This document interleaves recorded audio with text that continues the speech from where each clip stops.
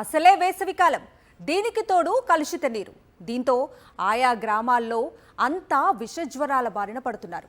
ఒక ఇల్లు రెండిల్లు కాదు, ప్రతి ఇంట్లో ఒక ఫీవర్ పేషెంట్ కనిపిస్తున్నాడు.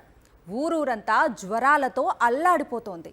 మొన్నటి వరకు వైద్యులు, వైద్య సిబ్బంది కన్నెత్తి చూడని ఆ విష జ్వరాల ఊరు ఎక్కడుంది? ఆ ఊరి ప్రజలు పడుతున్న బాధలేంటో ఇప్పుడు చూద్దాం. కర్నూలు జిల్లా ఆస్పరి మండలం కలవరి గ్రామం ఇది.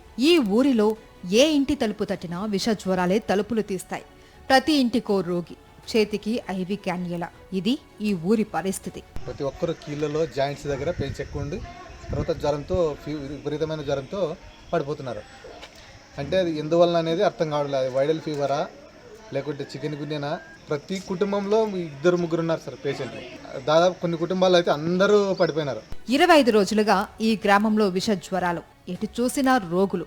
ఒకే ఒక్క రోజు మాత్రం డాక్టర్లు వచ్చారు. తర్వాత మళ్లీ ఎక్కడా కనిపించలేదు. ఈ జ్వరాలు ఎందుకు వస్తున్నాయి, కారణాలు ఏంటో అన్వేషించే ప్రయత్నం కూడా చేయలేదు అధికారులు. ఫీవర్ కూడా కాదు sir, first main joint pain sir. Start లైట్గా వచ్చినట్టు వచ్చి ఒక 1 అవర్, అది స్టార్ట్ అయిన 1 అవర్ 2 అవర్ కల్లా చేతులు ఎక్కడికొక్కడే ఇట్లా నీళ్ళకపోతాయి, ఇట్లా వంగవు. పంచి కట్టుకోవడానికి కూడా చేతులు రావు సార్. అది యాక నీళ్ళు కానీ సన్న పడుతున్నాం సార్. మాకు నీళ్ళు ఈ రోజు పట్టుకుని రేపు పద్ధతికి నీళ్ళు అయితే లేవు. బంగ తాగుతావు అసలుకి. తాగాలనే భయం అవుతుండవి. ఏరే ఊరు కూడా కొనుక్కొచ్చుకున్నాం సార్ నీళ్ళు కానీ తాగడానికి.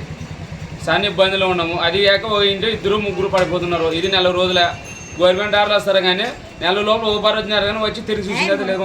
తూతూ మంత్రంగా మెడికల్ సర్వీస్ పూర్తి చేసి ఎవరి దారి వారు చూసుకున్నారు. ఆర్డీఓ భరద్వాజ సందర్శించారు. ఆయన్ను గ్రామస్తులు నిలదీశారు. ప్రైవేట్ హాస్పిటల్స్ కు వెళ్తే వేలు ఖర్చవుతున్నాయని ఆందోళన వ్యక్తం చేస్తున్నారు.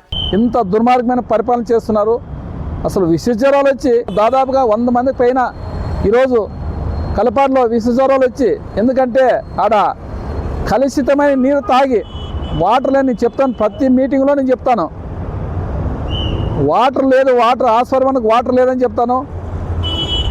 అలాంటిది అసలు ఇంతవరకు వాళ్ళ ప్రభుత్వం, కూటి ప్రభుత్వం వచ్చి సంవత్సరమైంది, ఇంతవరకు దానికి నీళ్లు వాటర్ గురించి పట్టించుకునే లేరు, వైద్యం గురించి పట్టించుకునే లేరు. విషయం తెలుసుకున్న ఆలూరు ఎమ్మెల్యే విరూపాక్షి ఆ గ్రామంలో పరిస్థితిపై ఆరా తీశారు.